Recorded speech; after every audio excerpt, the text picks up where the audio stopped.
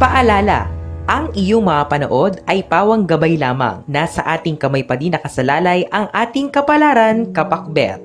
Ang pananaginip tungkol sa iyong dating kasintahan ay nagmumungkahi na siya ay nasa iyo pang puso at nais mong i-restart ang relasyon sa kanya. Ito ay isang uri ng psikolohikal na lunas para sa panaginip na hindi kailanman magkakatotoo. Narito ang mga kahulugan ng panaginip sa iyong ex-boyfriend at ex-girlfriend. Pananaginip sa iyong ex-boyfriend. Una, ang pananaginip tungkol sa iyong ex-boyfriend na nananatiling single ay hinuhulaan na ang iyong emosyonal na buhay ay hindi napakahusay at kailangan mong maging maingat na hawakan ang mga issues sa iyong pag-ibig. Pangalawa, ang pananaginip tungkol sa iyong ex-boyfriend na pumanaw ay sumisimbolo sa kamatayan ng iyong nakaraan at nakalimutan mo na siya at nagsisimula ka na ng isang bagong relasyon. Kung ikaw ay nalungkot sa panaginip, nangangahulugan ito na nagsisisi ka sa iyong dating relasyon. Pangatlo, kung nananaginip ka tungkol sa iyong ex-boyfriend na dumating upang magdiwang bago ang iyong kasal, ipinapahiwatig nito na nag-aalangan ka tungkol sa iyong kasal at nababahala ka tungkol sa buhay sa hinaharap. Pang-apat, kung nananaginip ka tungkol sa iyong ex-boyfriend na dumating upang gawing muli ang inyong relasyon, dapat mong tanungin ang mismong ideya sa iyong sarili, kapakbet. Kung nagkaroon kayo ng marahas na mga pangyayari noon, nangangahulugan ito na mahal mo pa rin siya at kung kayo ay kapwa mapayapa na, ay hindi mo na kailangang mag-alala. Panglima, kung hindi ka pinansin ng iyong ex-boyfriend sa iyong panaginip, nangangahulugang iniisip mo na lang siya dahil sa tiyak na pangyayari. Kung naiinis ka, kapakbet, at tinanong kung bakit, ito ay nangangahulugang nag-aalinlangan ka pa rin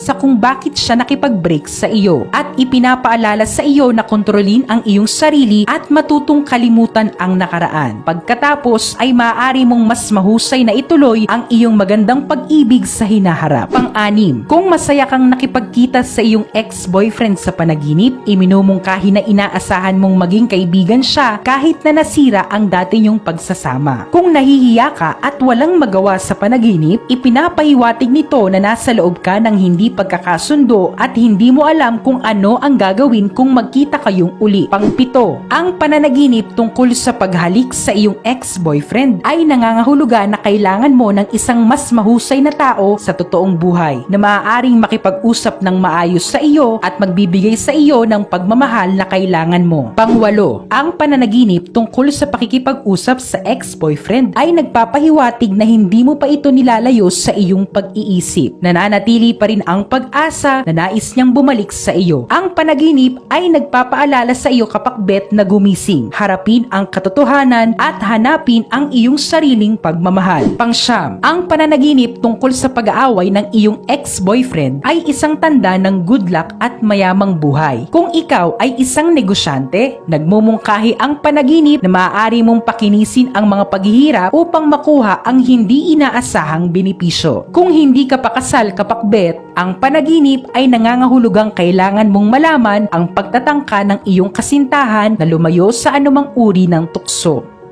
Pananaginip sa iyong ex-girlfriend. Una, kung nakita mo na ang iyong ex-girlfriend sa panaginip, ito ay nangangahulugan ng bagong pag-ibig. Pangalawa, ang pakikipagtalik sa iyong ex-girlfriend sa iyong panaginip ay nangangahulugan na ang iyong nakaraan ay magpapaalala sa kasalukuyan. Kadalasang posible ang mga alaalang ito ay hindi magiging kaaya-aya. Magdadala sila ng ilang mga pagkabahala. Pangatlo, ang isang panaginip tungkol sa pagkakabuntis mo sa iyong ex-girlfriend ay isang simbolo na ang iyong kasalukuyang mga relasyon ay hindi mawawala, tulad ng nangyari sa huling pagkakataon. Pangatlo, kung nakikita mo ang sarili na ikakasal o ikinakasal sa iyong ex-girlfriend, kapakbet, ito ay may kahulugan na positibo. Sa wakas, pinamamahalaan mo ang iyong nakaraan. Walang pumipigil sa iyo mula sa pagsulong. Bukas ka para sa mga bagong pagsisimula. Pang-apat, kung ang iyong ex-girlfriend ay umiiyak sa iyong panaginip, maaari itong maging isang hindi hindi kanais-nais na senyales tungkol sa ilang mga problema. Ngunit bukod doon, matutuwa kang malaman kung gaano karaming mga tao ang nagmamalasakit sa iyo at handang tumulong. Panglima, ang isang halik sa panaginip kasama ang iyong ex-girlfriend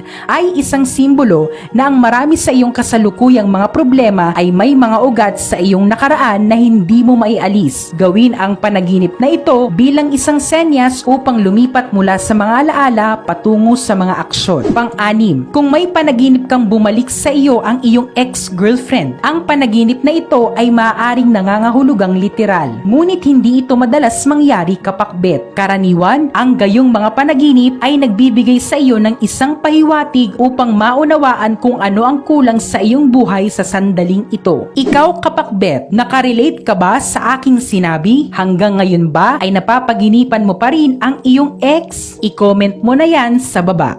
Ang mga interpretasyong ito ay pawang gabay lamang. Nasa sa atin pa rin ang desisyon at tayo pa rin mismo ang may hawak ng ating kapalaran. Huwag po nating kalimutang magdasal at manalig sa may kapal. Hindi niyo po tayo pababayaan. Huwag kalimutang i-follow, i-like at i-share ang videong ito sa inyong kapamilya at kaibigan. Maraming salamat sa panonood mga kapakbet.